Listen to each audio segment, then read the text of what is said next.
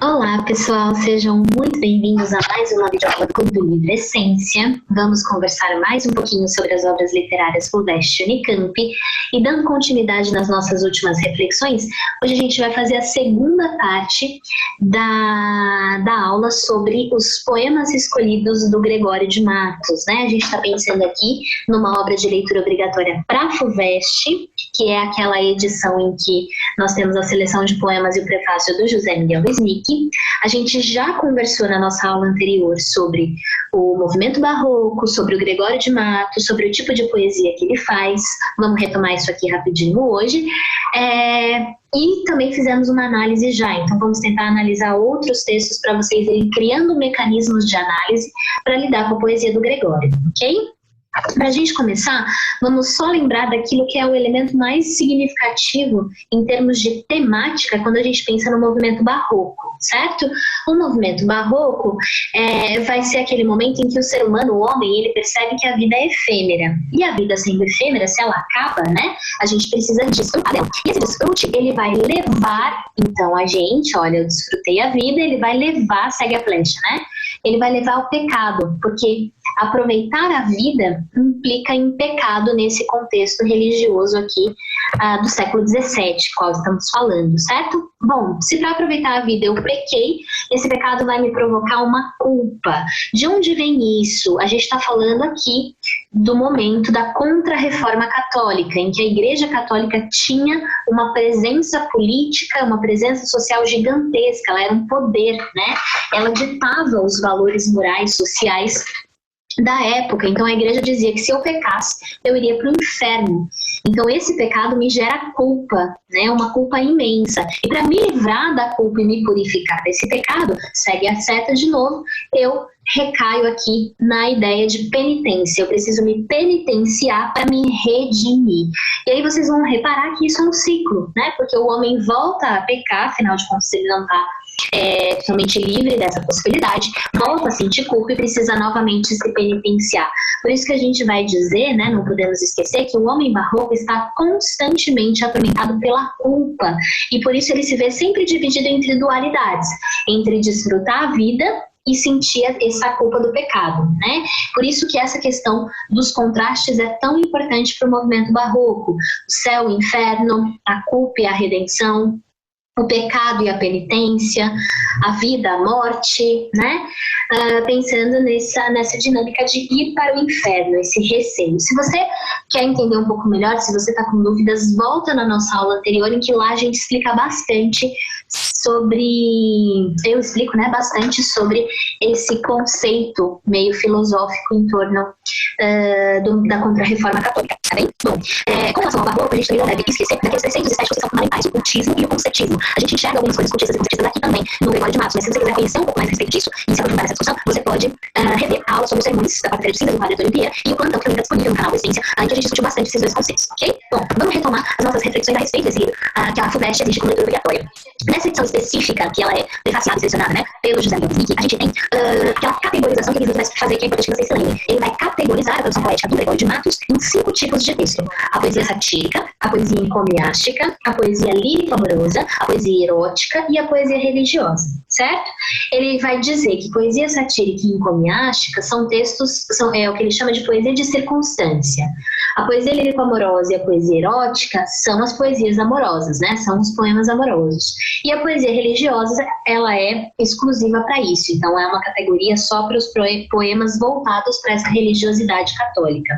A poesia satírica é o suprassumo da obra do Gregório. Então a gente vê que ali ele vai fazer crítica sem nenhum culpa da sociedade da sua época. Comentamos sobre isso na aula passada também. A poesia encomiástica é uma poesia laudatória, é uma poesia que ele está fazendo, né, para elogiar alguém. Geralmente essas poesias elas eram feitas por encomenda. A poesia lírico-amorosa é quando ele vai tratar das contradições em torno do amor, né? Ele vai fazer muito uso do cultismo aqui, principalmente pensando nas figuras de linguagem como o oxímoro. Oxímoro, só para você não esquecer, é a mesma coisa que paradoxo, ok? O paradoxo e a antítese são as figuras que mais vão aparecer para reforçar essas contradições. Ele vai desejar a mulher amada, mas ao mesmo tempo ele vai ver como uma tentação. Então, de novo, aquela dubiedade, né? Aquela dualidade que a gente comentou antes. A poesia erótica, que é exatamente isso, é sobre o amor carnal, e aí a mulher está com o anjo demônio, de novo dual, né? Quando os amores se concretizam aqui, é uma coisa mais sensual, mais ascética, mais voltada nessa coisa da concretização do amor mesmo, de alguns fetiches, existe uma coisa mais de baixo calão aqui. E a poesia religiosa, em que ele vai, obviamente, né, refletir o ambiente cristão do período barroco e vai mostrar pra gente também esses mesmos pares antagônicos e principalmente a culpa e o perdão.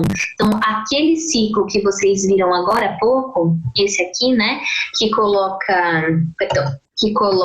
o ser humano, o homem barroco, dividido, né, entre culpa e redenção, pecado e redenção, ele vai ser manifesto com muito cuidado, né, com bastante dedicação à coisa religiosa gregórica, ok? Bom, vamos dar uma olhada em alguns desses textos para vocês pensarem em mecanismos de análise para aí. Na nossa última aula, a gente analisou juntos o Nasce o Sol, mais um dia. O soneto que eu trouxe para mostrar para vocês hoje é esse aqui, A Jesus Cristo Nosso Senhor. A gente tem só um pequeno problema aqui, que por conta da diagramação, a palavra pecado veio para a linha de baixo. Ela faz parte da primeira linha, ok? Esse poema só tem 14 versos mesmo. Então o poema diz o seguinte: pequei, Senhor, mas não porque pecado da vossa alta clemência me despido. Antes, quanto mais tenho delinquido, vos tenho a perdoar mais empenhado. Se basta-vos irá tanto pecado, a abrandar-vos sobeja um só gemido, que a mesma culpa que vos há ofendido vos tem para o perdão lisonjeado. Se uma ovelha perdida já cobrada, glória tal e prazer tão repentino nos deu, como afirmar na Sacra História, eu sou, Senhor, a ovelha desgarrada, cobrai-a, e não queirais, pastor divino, perder na vossa ovelha a vossa glória. Ok? Bom, vocês devem estar pensando que talvez esse poema apresente algumas palavras que vocês desconheçam, né? Enfim, alguma coisa nesse sentido. Talvez, por exemplo, a palavra sobeja, né? Ou despido. Despido ali, da vossa alta clemência me despido, significa despeço, né? Eu me afasto.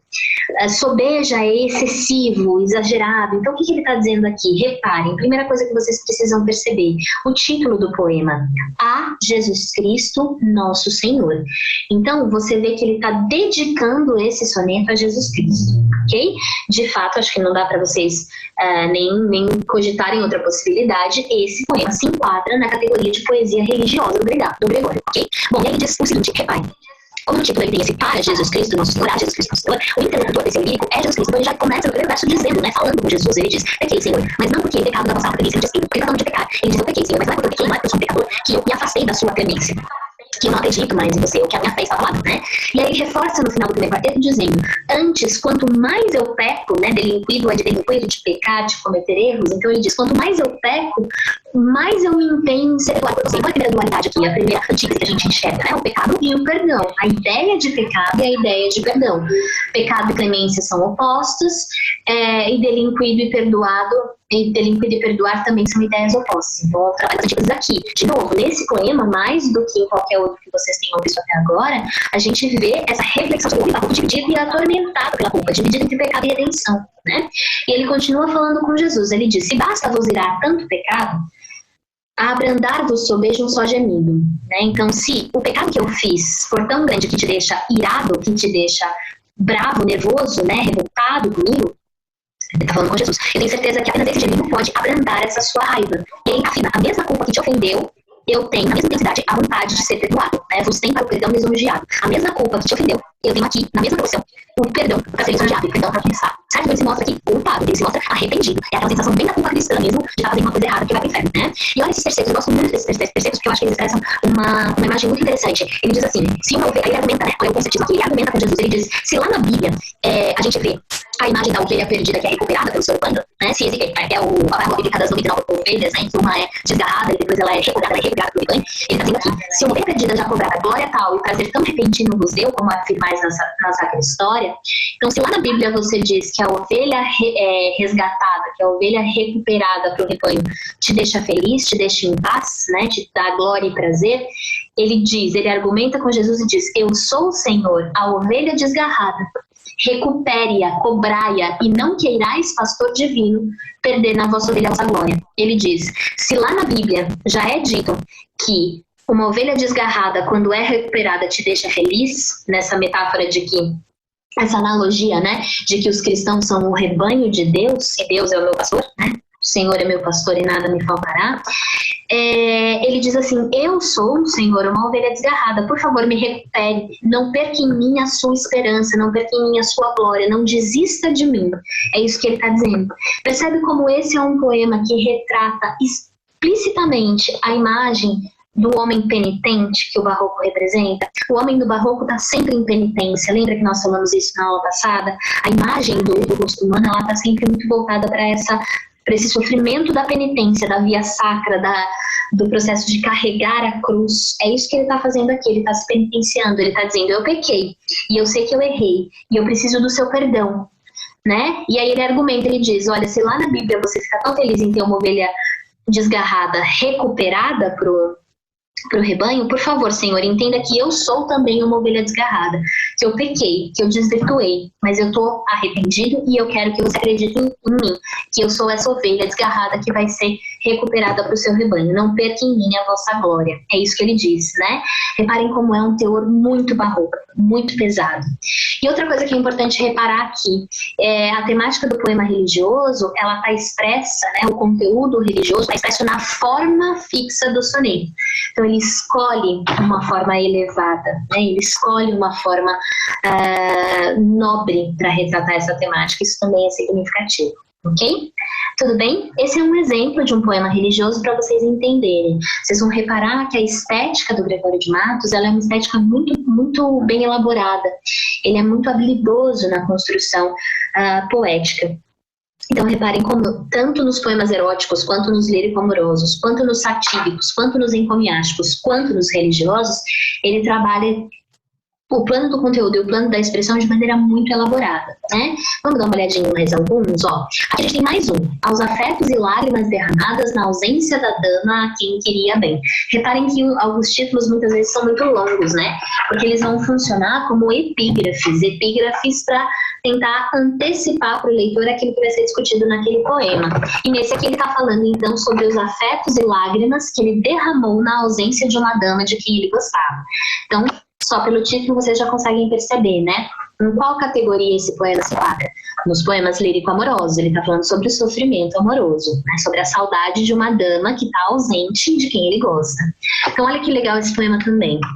Aqui tem algumas coisas da estética do barroco que são bem importantes. Reparem no cultismo e reparem no jogo antitético, né? No paradoxo e na antítese que vai se construindo.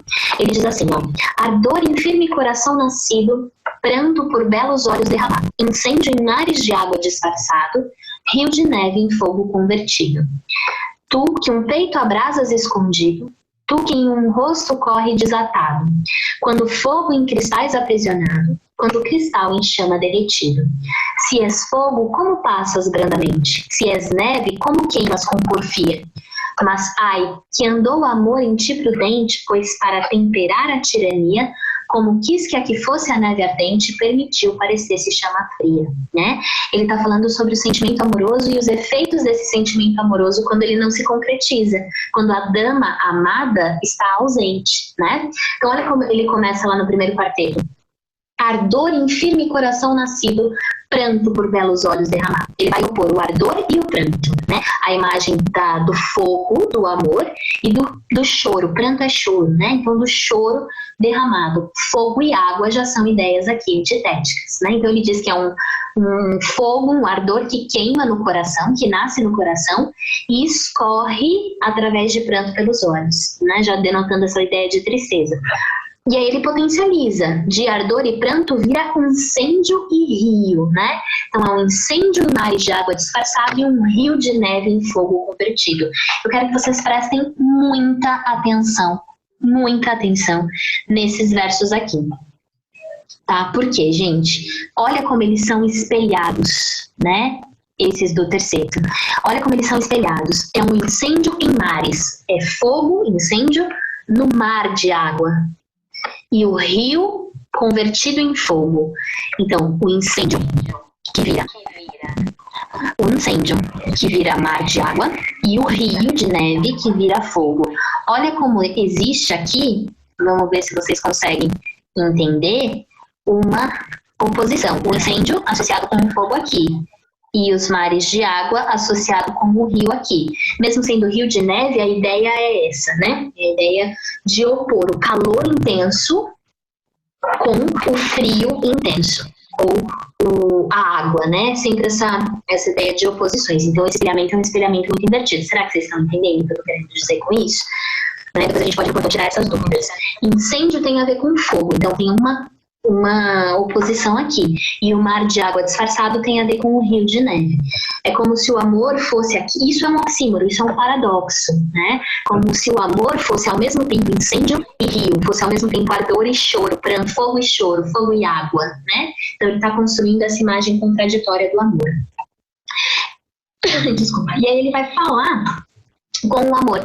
Ele vai dizer: tu que queima o meu peito escondido, tu que corre pelo meu rosto desatado. De novo, a mesma posição entre fogo e água, né? O amor é o fogo que queima no meu peito e é a água que escorre das lágrimas que desatam pelo meu rosto. E aí ele diz mais, ele diz: quando é fogo, fica aprisionado em cristais. E quando é cristal, é derretido por chama. De novo o espelhamento. O mesmo espelhamento que a gente viu ali em cima, ó.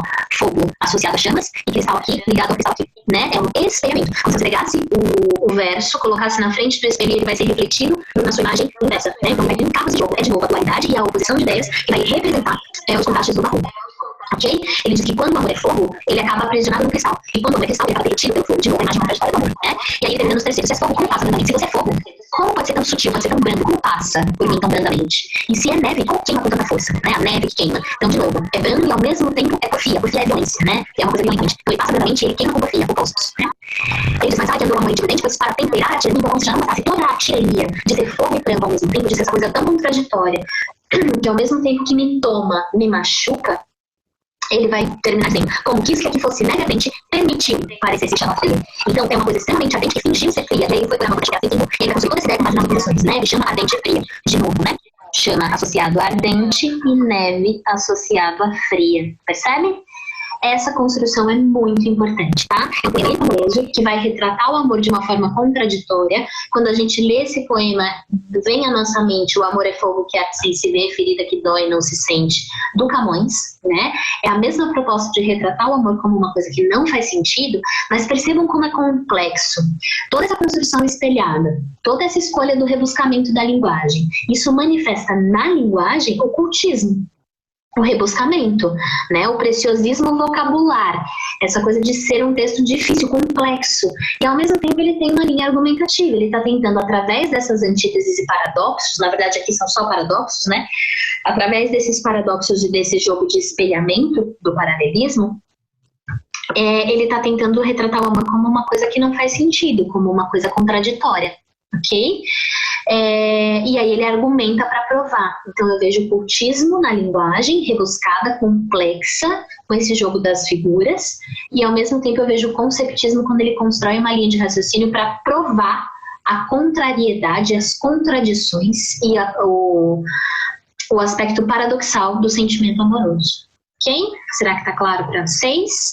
Leiam com carinho esse poema, porque vale muito a pena, tá? Eu acho ele um poema bem complexo, bem interessante, bem carinha do que Fuveste gostaria.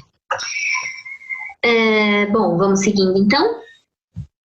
Mais um. Esse é o meu poema favorito do Gregório e é o último que eu vou analisar aqui com vocês, tá? Que eu acho que ele vale a pena. Reparem no título, que é enorme, né? Esse poema não é um soneto, ele é um poema bem mais longo, mas eu queria chamar a atenção de vocês para o fato de que ele é um poema satírico, para vocês entenderem por que a poesia satírica do Gregório, ela é esse supra-sumo, né? Ela é o melhor da poesia dele, é a poesia satírica, em que ele vai fazer crítica social. Olha o que ele constrói aqui, ele diz, o título é Juízo Anatômico dos Achaques que Padecia o Corpo da República em todos os membros e inteira definição do que em todos os tempos é a Bahia. Lembra que a gente comentou na nossa aula passada sobre a força e importância que a Bahia tem para o Gregório de Matos? Para ele, a Bahia era como se fosse um microcosmo do próprio Brasil, né? A Bahia era a sua sociedade, era a sua república, até porque ela era o centro econômico, mesmo político do Brasil naquele momento. Mas ele vai fazer um juízo anatômico. Olha a analogia que ele vai construir. Ele vai criar um paralelo entre a Bahia, entre a República e o corpo humano. E ele vai apontar os achaques. O que são achaques? São as chagas, as doenças de que padece esse corpo da República, né? E aí ele vai pontuar quais são as doenças, são os pontos de corrupção. Ele vai mostrando a corrupção em cada uma das áreas da sociedade e vai tratando isso como se fossem doenças que acometem, né, doenças ou sintomas que acometem o corpo da Bahia. Então, essa analogia é extremamente conceptista. Ele está criando uma linha de raciocínio muito parecida com o que faz o Padre Antônio Vieira quando cria as analogias lá no sermão. Ele está tentando criar uma linha de raciocínio para argumentar, né? Isso é conceptista. E, ao mesmo tempo, ele vai fazer um jogo linguístico aqui que é muito importante. Ele vai trabalhar o cultismo principalmente na sonoridade. É um jogo de perguntas e respostas. Ele sempre faz 3 perguntas associadas às suas respostas e cria um estribilho, um refrãozinho para refletir sobre elas. Então vamos ler primeiro e aí a gente volta para ir pontuando algumas coisas, ok? Então ele diz assim, ele pergunta, né? Que falta nessa cidade? Verdade. Que mais por sua desonra? Honra. Falta mais que se lhe ponha? Vergonha. O demo a viver se exponha, por mais que a fama exalta. Numa cidade onde falta, verdade, honra, vergonha. Quem apôs nesse socrócio? Negócio. Quem causa tal perdição? Ambição. E no meio dessa loucura? Usura. Notável desaventura de um povo nécio e sandeu, que não sabe que perdeu, negócio, ambição, usura. Quais são seus doces objetos? Pretos. Tem outros bens mais maciços, mestiços. Quais destes lhe são mais gratos? Mulatos. Dou ao demos insensatos, dou ao demo povo asnal, que estima por cabedal pretos, mestiços, mulatos. Quem faz os círios mesquinhos, meirinhos? Quem faz as farinhas tardas? Guardas. Quem as tem nos aposentos? Sargentos. Os círios lá vêm aos centos e a terra fica esfaimando, porque os vão atravessando meirinhos guardas sargentos. E que justiça resguarda? Bastarda. É grátis distribuída? Vendida. Que tem que a todos assusta? Injusta. Valha-nos Deus o que custa, que ao rei nos dá de graça, que anda a justiça na praça, bastarda, vendida, injusta. Que vai pela cleresia, simonia, e pelos membros da igreja, inveja. Cuidei que mais se lhe punha, unha, sazonada caramunha, enfim que na Santa Sé o que mais se pratica é simonia, inveja e unha. E nos frades amanqueiras, freiras, em que ocupam os serões? Sermões, não se ocupam em disputas?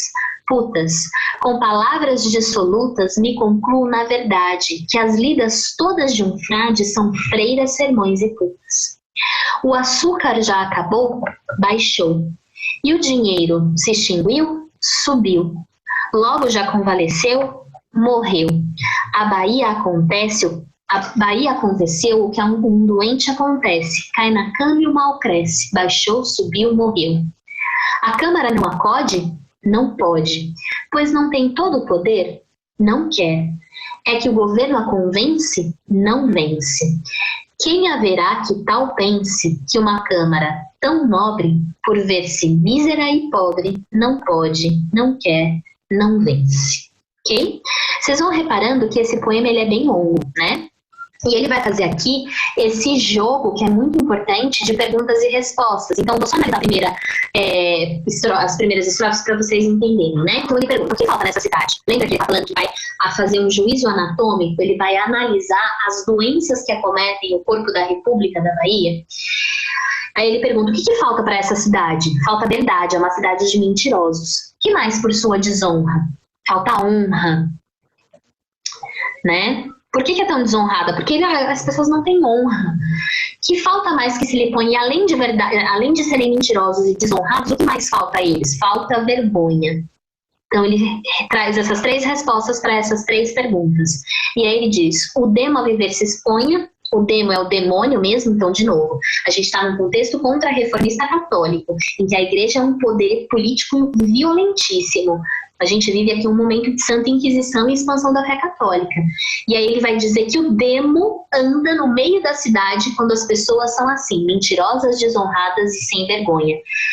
E aí ele diz que o demo, então, se expõe numa cidade onde falta verdade, honra, vergonha. Percebem? Aqui no final do refrão, ele vai trazer as respostas para as perguntas da primeira estrofe. E ele vai fazer isso o tempo todo, né?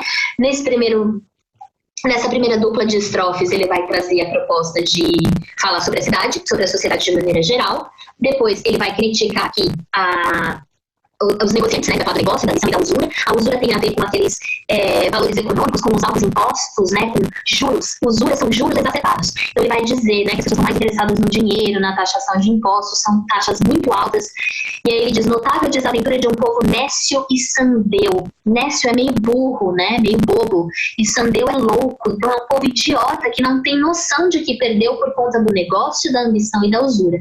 De novo ele vai trazer aqui, né, no final desse refrão ele vai trazer o estribilho formado pelas palavras que trazem a resposta aqui nas primeiras perguntas. Aí ele segue, depois ele vai falar ele vai falar da relação com os escravos, né, pretos, mestiços, mulatos, e ele diz, eu dou ao demo os insensatos e dou ao demo ao povo asnal. O povo asnal é o povo burro. Por que ele é burro? Porque ele estima ter o capital para eles, a posse mais importante são os pretos, os mestiços e os mulatos. O povo, principalmente essa classe média, né, que se formou aqui no Brasil e vai acentuar a desigualdade social, eles estavam tão mais preocupados em ter posses, os escravos como posses, como cabedal, não estavam vendo o problema estrutural da corrupção. Vai falar da polícia, né, dos sargentos, dos guardas e dos meirinhos, que também são corruptos, que cobram os impostos e desviam uma série de dinheiro desse pagamento, né, eles se aproveitam desse poder. E aí ele vai falar da justiça. Nossa, mas tanta coisa errada, tanta corrupção, e a justiça? Aí ele diz que a justiça é bastarda, vendida e mais do que isso, injusta. Uma justiça injusta. Olha o paradoxo que ele constrói aqui, né? E aí depois ele fala dos padres. A provocação para a igreja é sempre muito forte. Aí ele diz, ok, a justiça não faz nada, a população é asnal, não sabe direito o que está fazendo, a polícia não faz nada porque é corrupta, e a igreja, e os padres? Aí ele diz, a heresia, o que vai pela heresia? Simonia. O que seria simonia nesse contexto aqui? Simonia é uma espécie de referência para...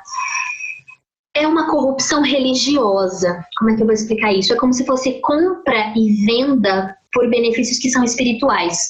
Sabe quando uma igreja ou uma instituição religiosa pede dinheiro para te dar uma salvação? Ou, por exemplo, numa situação como essa que a gente vive de pandemia, em que a gente vê espaços religiosos como igrejas, por exemplo, dizendo, vem para a igreja, doa seu dinheiro para a gente, que daí eu vou vender para você uma cura espiritual para o coronavírus, você vai ficar protegido. Isso é simonia, né? Isso é o comércio ilícito dos benefícios espirituais que a religião deveria dar de graça. Essa hipocrisia podre que a gente vê em muitas dessas igrejas que se pautam por aí, né? E que a gente sabe que existem, não precisamos nem nomear, mas a gente sabe que esse tipo de coisa acontece porque as pessoas, não porque a religião é ruim, mas porque as pessoas fazem uso da religião para manipular os outros. Isso é simonia. E isso o Gregório já vai apontar para a Igreja Católica lá no século XVII. Ele pergunta, e os outros membros da igreja? Só querem saber de inveja, são os invejosos. E tá bom, e o resto? Cuidem mais que se ele punha mais alguma coisa? Unha, né? Unha é você alfinetar alguém, ou é você ser interesseiro. E aí ele chama essa igreja de sazonada caramunha. Caramunha é aquilo que vem do inferno. Olha, de novo, a afronta. Imagina a Santa Inquisição atrás desse homem, né? A perseguição era tremenda. E aí ele diz, na Santa Sé, o que mais se pratica é simonia, inveja e unha. Então criticou os membros da igreja também. Aí ele vai falar dos padres. Aqui ele fala da igreja no sentido de instituição, né, da cleresia, do clero, como poder político, e aqui ele vai falar dos padres especificamente. Aí pergunta os frades, aí a resposta é, os frades estão interessados nas freiras. Mas eles perdem o tempo dele fazendo o que nos serões? Serões é passar a noite em claro, né? O que eles fazem nos serões? Eles escrevem os seus sermões, né? Então aí a gente lembra lá do padre Antônio Vieira, com os seus sermões. E aí ele diz, mas eles não se ocupam em disputas? Eles não se ocupam com outra coisa além dos sermões? E a resposta é disputas. Então ele vai criticar as pessoas dos padres, né? Que estavam interessados em mexer com as freiras, assediar as freiras, escrever sermões e sair com as putas. Então, olhamos a hipocrisia desses padres, né? Olha que pesado. Depois ele vai falar sobre o açúcar, que naquele momento era o produto econômico mais importante do Brasil, que é o ciclo do açúcar, né? A gente está falando aqui do século XVII. Ele vai falar que o açúcar subiu, o preço baixou, e depois ele constrói essa analogia no refrão. A Bahia aconteceu o que a um doente acontece. Cai na cama e o mal cresce. Lembra que ele está fazendo essa analogia com a doença, né? Cai na cama e o mal cresce. Baixou, subiu, morreu. Esse baixar e subir e morrer do produto açúcar, dos valores do produto açúcar, ele vai associar com a temperatura da febre. Baixou, subiu, morreu. A Bahia está morrendo. Ela está morrendo porque ela está sendo explorada economicamente. E o dinheiro está sendo desviado, né? Bom, e aí a gente vai caminhando então aqui para o final. No último dístico, né, no último pedaço do poema, ele diz: ok, mas e o governo, então? Né? Cadê o governo? Cadê os governantes? Cadê a estrutura que cuida dessa nação, dessa república? Da República da Bahia, que na verdade ainda era um império, porque, de novo, né, a gente está falando aqui de um Brasil colônia ainda, o século XVII, o Brasil ele era colônia de Portugal. A coroa ficava lá na metrópole e a gente vivia aqui na colônia. Quando ele usa o termo república, ele não está falando de uma estrutura republicana de governo. Ele está falando de república como sinônimo de nação mesmo, tá? Então ele está falando, e essa nação então, quem é que cuida dela? Cadê a Câmara? Cadê os governadores? E ele pergunta, a Câmara não pode? E aí ele responde, não pode. Diz que não pode, né? A Câmara sempre diz que não pode fazer nada. Mas a Câmara não tem todo o poder, o governo não tem todo o poder, aí sim, não quer fazer nada para ajudar. Diz que não pode, mas na verdade não quer. E o governo não convence? Não vence. E aí ele fecha. Quem haverá que tal pense, olha a hipocrisia de novo, que essa Câmara de governantes tão nobre, tão pregador da moral e dos bons costumes, por medo de se tornar mísera e pobre, por medo de perder a sua fonte de dinheiro, inclusive através da corrupção, diz que não pode, não quer, não vence. Né? Quem haverá que tal pense que uma Câmara tão nobre, por ver-se mísera e pobre, não pode, não quer, não vence. Nesse final, ele critica os políticos. Né? E se vocês pararem para pensar, gente, esse poema, ele é extremamente atual. Tudo que ele critica, todos os achaques que acometem o corpo da república, o corpo da nação, essas corrupções em todas as áreas, a gente vê ainda hoje. Olha como esse poema é atemporal, como ele é forte, como ele é potente. E quando a gente olha para essa poesia satírica do Gregório de Matos, lá do século XVII, a gente vai pensar nos raps que a gente tem hoje. Né? O rap é uma forma de poesia que vai trabalhar bastante aqui com a ideia de criticar a sociedade através da rima, né? E é mais ou menos da rima e do ritmo, é exatamente isso que o Gregório vai fazer aqui. Eu queria depois que vocês procurassem